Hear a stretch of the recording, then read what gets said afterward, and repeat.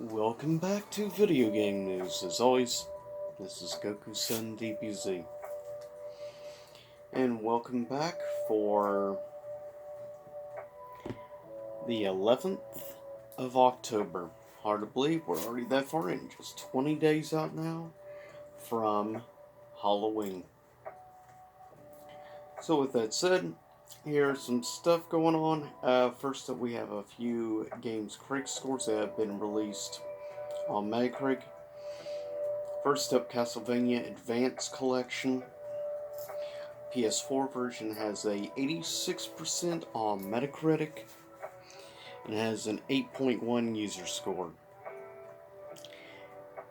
Xbox One version has no critic score yet. User is 7.4.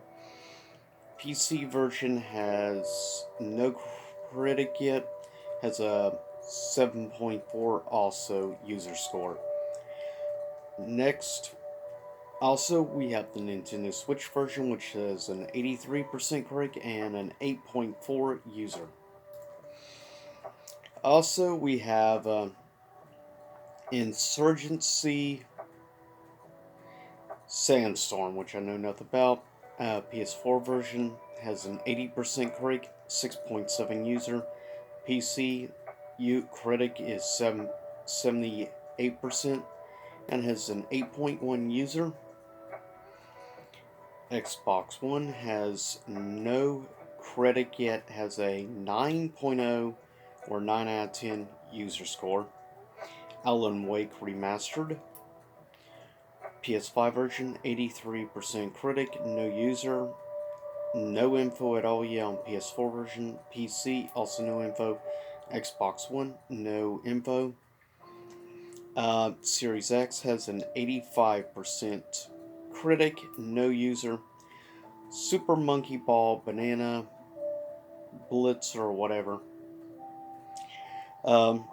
has a critic of 76% and no user. PS4 no info, PC no info, Switch 80% critic, no user. Xbox One no info.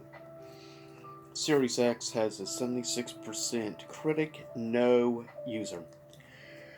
On to other stuff. Pokemon is coming to Universal in 2023. And to point out how big importance, also how big Pokemon is in general, here's just a basic thing of some recent estimated property values of franchises as a whole.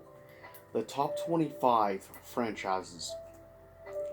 At number 25 is Transformers, which so far the series or franchise as a whole has made over $17.2 billion. At number 24 is Peanuts, aka of course Charlie Brown and stuff, 17.4%. In 23, Yu-Gi-Oh!, which so far the series has made over $19.8 billion. Next, James Bond series, which has made $19.9 billion. Lord of the Rings series, $19.9 billion. At 20 is One Piece, weirdly enough, making an estimated $20.5 billion.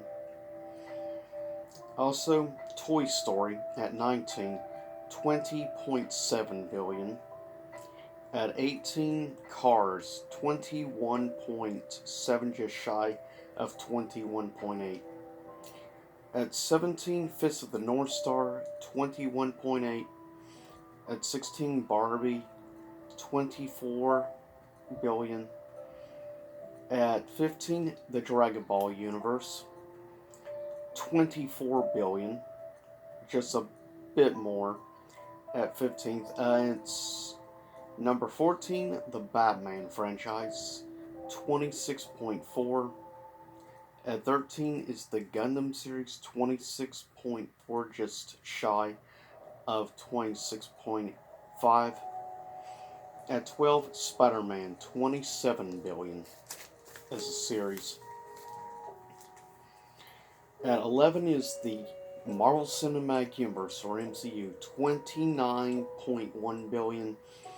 At number 10, Harry Potter, over $30 billion so far as a series as a whole in profit. Coming in at 9, Shonen Jump, comics slash manga, $34.1 billion. At 8th place, Mario with $36.1 billion. At 7th, the Disney Princess line, $45.1 billion. That's insane. At number 26, I Know Nothing About, spelled ANPANMAN,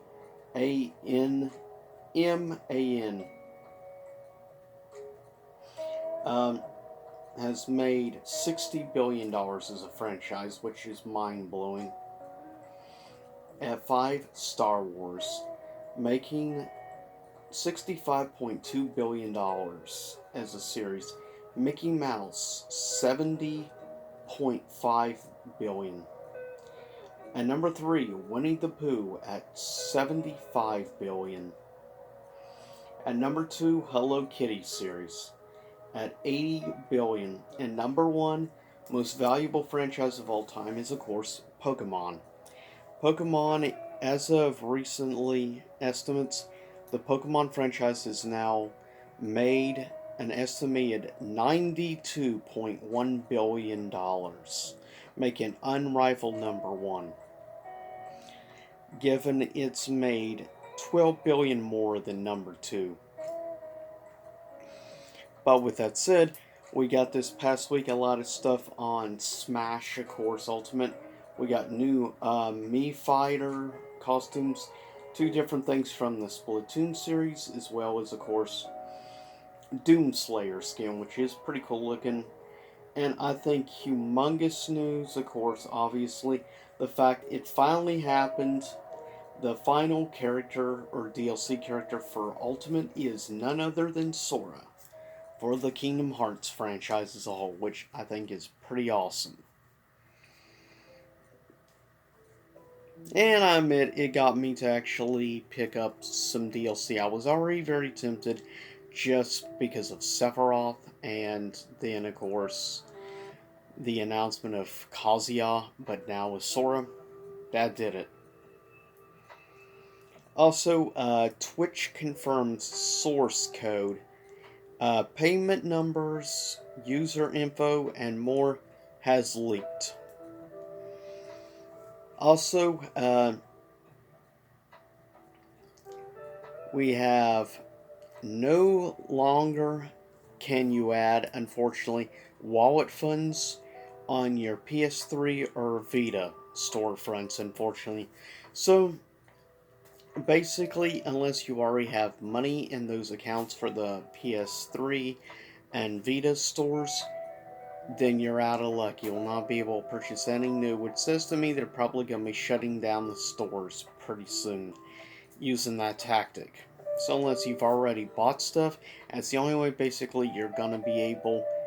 For now, you can still re-download anything if you have the memory capacity. But unless you've already bought something or you still have funds in the account, you're out of luck now, unfortunately. Which sucks. Also, this month, of course, or over this past week, Nickelodeon All-Star Brawl has been released with, of course, many iconic characters from Nickelodeon franchises. Though I don't plan on trying it anytime soon because I didn't grow up massively with Nickelodeon stuff, so I don't have that same attachment that a lot of people do. Though it does get positive because of using rollback netcode. Also, Game Pass adds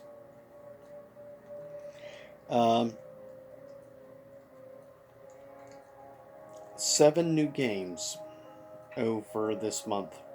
Also, Kingdom Hearts is 1.5 2.5, 2.8, and Kingdom Hearts 3 are going to be available on the Switch Cloud, but you will only be able to play digitally. That's no surprise to me. Now, I am a bit surprised because on some, I would think 1.5/2.5 wouldn't run even on hardware that incredibly bad on the Switch because most of those games are already handheld games. I mean, you have Chain of Memories, Kingdom Hearts 1, Kingdom Hearts 2, PS2 games, and you have Birth by Sleep, which is a PSP game. Kingdom Hearts 3 is understandable why it probably wouldn't be able to run physically on the hardware, obviously. It's a bit more demanding of a game. 2.8, 50/50. It should be able to run Dream Drop Distance no problem given that was a 3DS game. And even though the graphics are great in 0.2 A Fragmented Passage, still it was only a short demo. So I would think, or do digitally download, but for some reason all the Cage games are going to be available only through cloud for Switch, which sucks. Also, teaser trailer for House of Dragons has been released over the past week from HBO Max, which is going to be a prequel series to the original Lord of the Rings. Of course, it's more about the rising of the Targaryen bloodline. Also, one of the main characters in the show is being played by the former 11th Doctor. Of course, that being Matt Smith, is playing one of the main Targaryen characters, which I'm very much looking forward to because Matt Smith arguably is one of my personal favorite Doctors, though David Tennant remains my number one. But with that said, also affecting, we have, of course, the chip shortages right now affecting console supplies, and that is one of the reasons you're seeing such an issue about trying to get a hold of consoles and stuff. It's because of chip manufacturer issues. And they're saying basically they don't see they predict that this will cause issues for supply and demand for like the Series X and the PS4, PS5, all the way into 2022. And I'm not surprised one bit. I expected as much, unfortunately.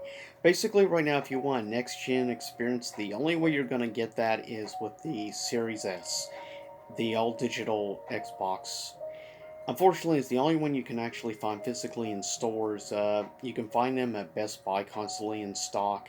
I even occasionally see the Series S actually at Walmart. So, yeah. If you're at all interested, the Series S is basically the only way for now you're going to be able to have a next gen experience, unfortunately. Also, a new Sherlock Holmes game is on the way, but so far only Chapter 1 is being released, since the games have always been more of an episodic format. Still looks interesting. Also, Sony acquires, no surprise to me, Bluepoint is officially now owned by Sony. Last bit of info, PS Plus games for the month of October. PS5, you have Hell Let Loose, and the two PS4 games, which are also, you can play on PS5. You have PGA 2K21 and Mortal Kombat X is the other freebie. I would have thought they would have done MKXL, including all the DLC. I think you should, given how old the game is now, but heck, if you've never played Mortal Kombat X, here's your opportunity to give a chance to try it out and enjoy the great story mode, which I highly regard. That game's story mode is superb. But with that said, that is it for this week's video game news. Everyone stay safe and have a good upcoming Halloween. Have a good rest of October. See you soon. Stay safe, everyone.